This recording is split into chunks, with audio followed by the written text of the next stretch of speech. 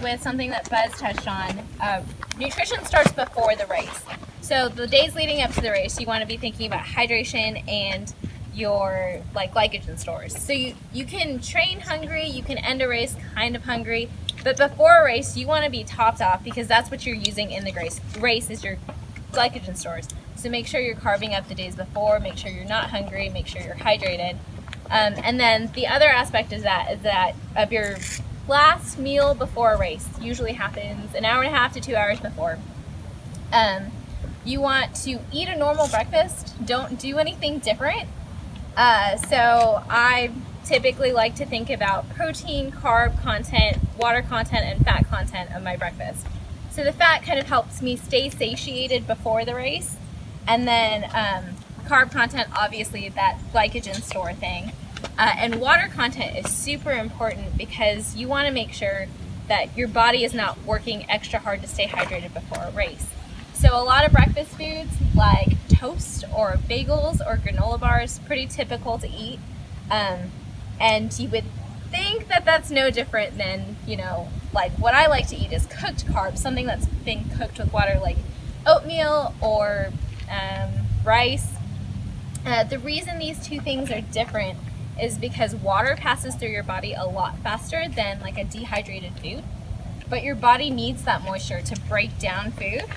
So if you're eating a granola bar and then drinking a glass of water after, it's not the same because the water's probably through your system by the time that granola bar starts to break down and your body needs to digest it. And so then it's going to be taking moisture from your stomach and undoing some of that hydration work you were doing days leading up to the race.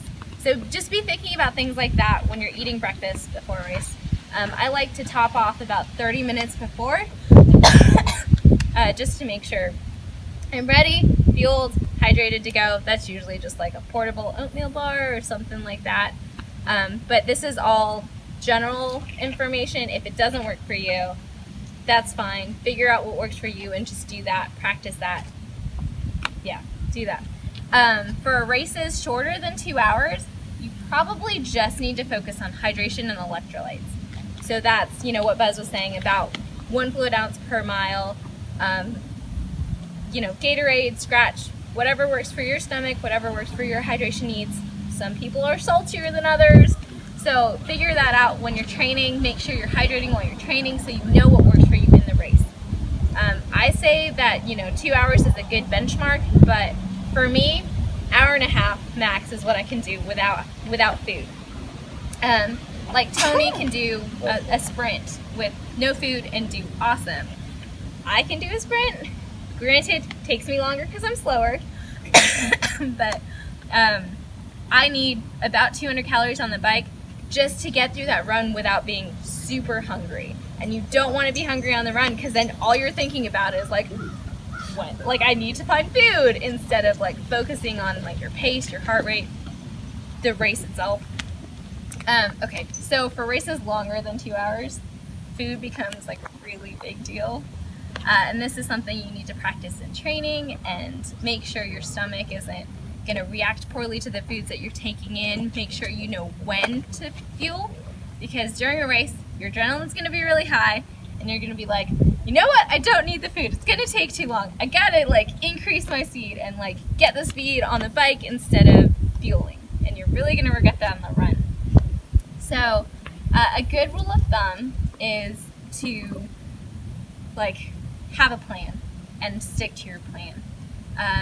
Rule of thumb I think is for races longer than 2 hours, sorry, be intaking about as many calories or half as many calories per hour as you're burning. So there are a lot of calorie calculators out there that can help you determine like a baseline for how many calories approximately you're burning. And that can give you like a starting point for where you start your nutrition plan and where you start building it. I have a few, like the top 5 things that I think about when planning race food would be your, like what your heart rate will be on the bike, flavor profile, texture, water content, and caloric intake. So for the heart rate, your heart rate's a little bit lower on the bike than it will be on the run. So good place to start eating, because It's really hard. I don't know if you guys have ever tried to eat while running, but it's really hard. And then flavor profile. Things that you typically like Mexican food or like really spicy Asian dishes that are amazing when you're having them for dinner, are not the things you want to be eating while you're on the bike. So remember that when you're picking out foods to eat. Texture.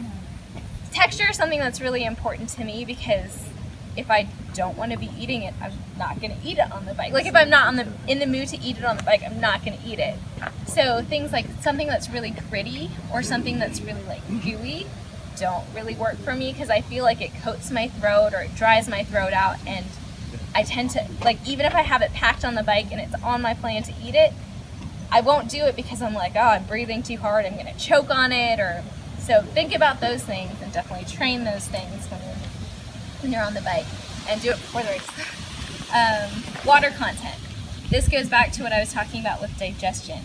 So your body's working to like get you through the race. You're working real hard on the bike, and so things like digestion slow down when you're racing. So remember that the rate that water passes through your body probably isn't going to change. More of it's going to go towards hydration, but it's still not really going to change. But how fast you break down food is going to slow down, because your heart rate's higher, your body temperature is higher, and your stomach is going to be trying to pull energy from what you're doing, like from the race. And you're going to be focused on like putting all of your energy into your muscles to keep going. And yeah, so you want to make it as easy as possible for your body to break down food and fuel your workout or your race. So remember that. I like to have race fuels that are pretty high in water density, because that helps with hydration. It goes hand in hand for me with hydration, because you're hydrating with food and you're hydrating with water or Gatorade or Scratch. And then the last thing is calories. Not all calories are created equally. Definitely look at the caloric content of your packets when you're picking out foods, but know that protein's really not going to help you that much during a race. It's great for recovery, but you're going to be wanting to have a pretty carb-heavy diet. And then caloric density. I brought things to like demonstrate what I'm trying to say. So these two things, same company, pretty common snacks on a bike. This is like a Cliff Bar. Everyone knows what this is. We've all eaten these from time to time. And then this is just like mashed up sweet potatoes. This is kind of a new thing that Cliff is doing, like a baby food type.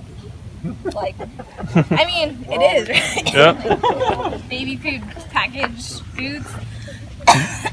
So really easy to pick up at any like sports store. This one has about 50 more calories than this one. This is 250 calories. This is 200. You can tell this one has way more water content and severely dehydrated food, right? So the caloric density of this one is a lot higher, and that's another thing your body has to do. Like, your body has to break down all of those calories to turn them into fuel. So your body's going to have to do a lot more work with this, and you're going to have to hydrate way more with this than you do with this. So that's goo is another good example. A goo packet, quite a bit smaller than this, and has roughly the same amount of calories. And if you read those, they always say, follow this with water. And the rule of thumb for that is for one goo packet, you want 16 to 20 ounces of water, which is like an entire bottle of water, which no one does. So so that's the recommendation, because that's how much water it takes to break down that one packet of fuel. And so if you're not giving it if you're not providing it through your water bottle, it's stealing it from your stomach, which is stealing it from your body, which is dehydrating you. So size, density of things really matters. That's just the energy it takes for your body to break down your food and digest it. So remember that when you're picking out food. And I kind of think that's all I had to say. Oh, the last thing I had to say was, if you have problems with prepackaged foods, you always have the option of making your own. And so the 5 things I talked about, like flavor, texture, caloric content, all of those things, you can moderate those if you make the fuel yourself. And there's even a cookbook on this called Feed Zone Portables. Before Redman, I had a bunch of people over at my house making these. If you have dietary restrictions or allergies, it gives you that extra reassurance that you're not going to put anything into your stomach that's really going to upset it that you weren't aware of before. Yeah, if you have any more questions about that, I really love this book. It has a ton of information, more than what I'm trying to give you in this like 10-minute spiel. But really the key takeaways are, you know, practice what you're doing, like make a schedule, practice that when you're training, and then stick to your schedule while you're on the race. Even though your adrenaline's high and you feel like you don't need it, race the way you trained. And also nutrition happens way before the race. Be thinking about your nutrition days before you toe the line. Can I add a comment there? Yes. Because one thing people you'll see a couple comments that when you start dehydrating and carb and this and that, it should have started months ago. You don't. Essentially, your nutrition and hydration doesn't. You shouldn't really even be doing anything differently 2 or 3 days or 4 days. The body. If you start doing something different, I'm going to start hydrating up, and I know Justin will probably slap me, but for marathon runners, it frustrates the hell out of me when I see everybody. We're going to do a carb load the night before. That's a myth. In my opinion, it's a myth. How many people? And then you see how many people run into gastro problems race day because they've loaded up thinking that's going to get me through the race. I'll be honest, that's bullshit. Hey, I went out and did my 20-mile training run, and I had no problems. I tried to run 26 miles and I died at mile 18. What happened? I had all kinds of problems. Did you carb load before the training run? No. Just be smart before that. It's not 1 day ahead, 2 days ahead. You just don't want to fall behind. But if you're properly on your hydration nutrition plan, that should be a daily occurrence. It's not start the day before. You just don't want to do anything stupid the day before. Don't fall into that carb load, especially for something like, if you want to make sure you get a good meal, just get a good meal.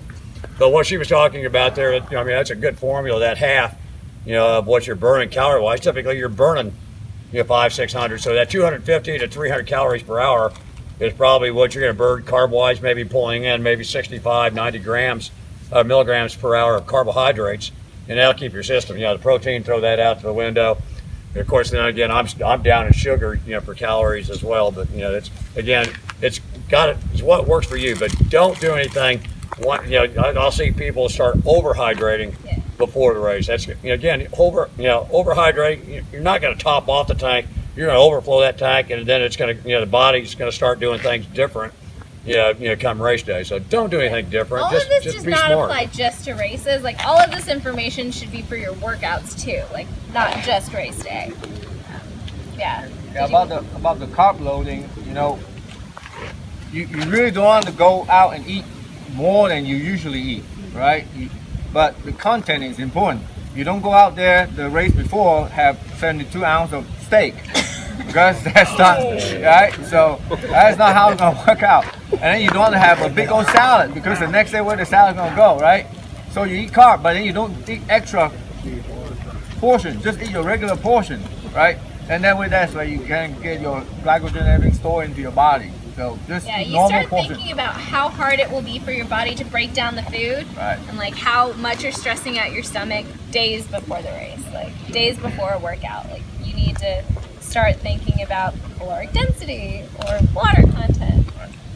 Yeah, that's all I got. Thanks for listening to me for that long. Let me know if you have any questions.